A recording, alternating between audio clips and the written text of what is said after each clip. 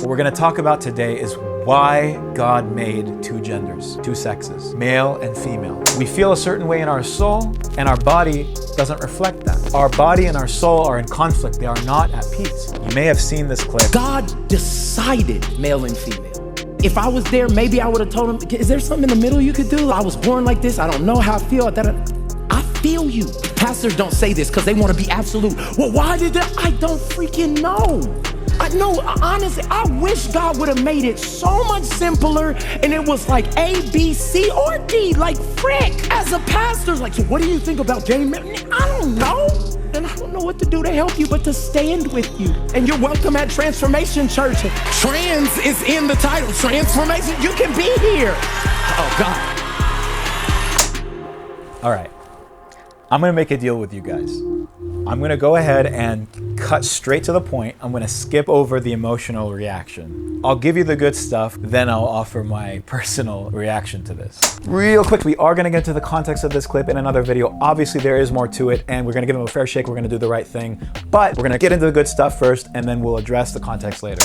So, you've noticed, obviously, the two clips rolling behind me.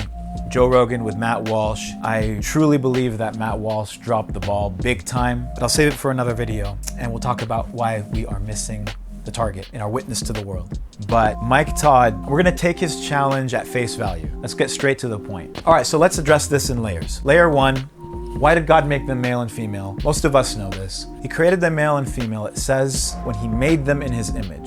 In the image of God, he created them. Male and female, he created them. That's a Hebrew parallelism that reveals that the image of God is manifest in two ways, male and female. And together, they comprise the image of God in its fullness. Now, what happens when you bring the two together is they create another image of God, childbearing, which fulfills the command to be fruitful and multiply. So most of us understand that the image of God was designed to be manifest and multiplied in order to fill the earth. Great. Let's go one more layer below that. Layer two. Why did he make two rather than three or many? When God created Adam, he said it's not good for man to be alone. It is the only thing God said in creation is not good. So what does that mean? It doesn't mean it's not good because he's lonely. It doesn't just refer to the ability to procreate. That's secondary. Primarily, he's saying it's not good because it doesn't image him. Adam is unable to image God alone. He must have a helper in order to image God and manifest him fully. Remember, in his creation, God said, let us make man in our image. So God created man in his image, male and female. Notice the movement from plural to singular. Now, why is that? Because in the Trinity, we have three. We have the Father, who is the fountainhead. We have the Son and the Spirit. The Son and the Spirit glorify the Father. And just as, therefore, the Father is manifest in two, the Son and the Spirit, and glorified by two, the Son and the Spirit, and revealed by two, the Son and the Spirit, in the same way, God must be manifest on the earth. He must be imaged on the earth by two, not by one. Just as the Son and the Spirit manifest and glorify the Father, so male and female, man and woman, Adam and Eve, glorify and manifest the Trinity, the Godhead. So this completes the picture on earth, the copy that exists in heaven, the archetype, the original. Okay, remember this point. We can't develop it now. We gotta lay some groundwork first. We'll come back full circle and tie it all together at the end. So stay tuned. Layer two shows us that male and female reveal and glorify and worship God in a complete picture. So that's layer two. Now, what's layer three? The purpose and the reason behind male and female. We read in Ephesians chapter 5 that this creation of male and female and their coming together in covenant in one flesh union is a mystery that refers to what? It refers to Christ and the church. So the whole reason why God made man and woman, male and female, is to reveal Christ and the church, is to reveal God and his people and the relationship between them. That is the purpose and the reason and the design behind his creation of male and female. Everything that exists in creation exists to manifest God and the reality of God. And man in particular images God in a special way. Now, if man is designed to image God, to symbolize God, that means that everything that man does and everything that he is exists only to reveal and manifest God and the life of God in heaven. And we are to manifest that reality on the earth, to reveal and repeat that reality on the earth. We don't exist for ourselves. Our bodies are not for our own desires and our own will. Our bodies exist for the will of God. Every feature and aspect of our body and our soul is designed to image Him forth. And that's why male and female in covenant union reveal the gospel of Christ and the bride, God uniting with His people, uniting with His bride, becoming one with them, and bearing forth His image from that union into the world.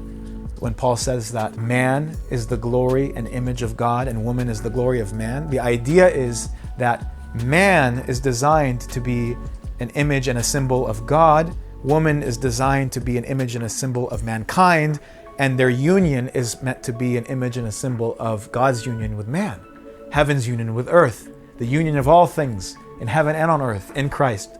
Ephesians 1.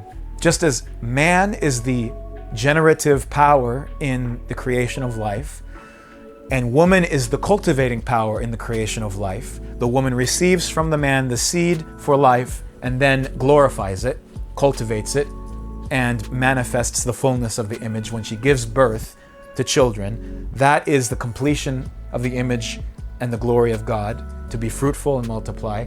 In the same way, that relationship is an image of God and His people, of Christ and the bride. We are to receive, therefore, in the same way that the marriage union conveys, mankind is to receive from God into his heart, into his womb, his spiritual womb, the seed of God, which is His Word.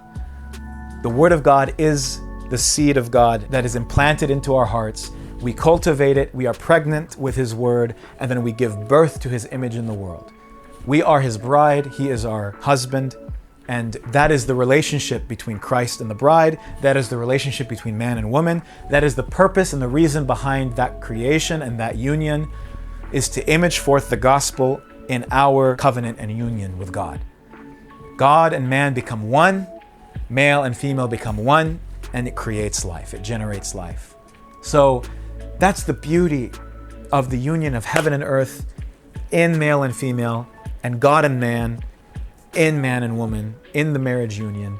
Christ and the bride is the final form and the final manifestation of that reality. Now, it makes sense that in our time, there has been a bifurcation of body and soul. There has been a division, a disintegration between body and soul. We feel a certain way in our soul, and our body doesn't reflect that. Our body, we are at odds with it. We might feel like we're a woman in a man's body or a man in a woman's body because our body and our soul are in conflict. They are not at peace. By cutting ourselves off from our union with God, all the other aspects of that core design has become bifurcated, has become divided. Not only did we divide ourselves from God and from that union, but by doing so, we even divided ourselves and separated ourselves from ourselves. We separated our souls from our bodies, and therefore our bodies and our souls are now reconciled. Our solution is to then try to reform and reshape the image of our body to be after the image of our soul. So it makes sense that we feel this conflict between our body and our soul.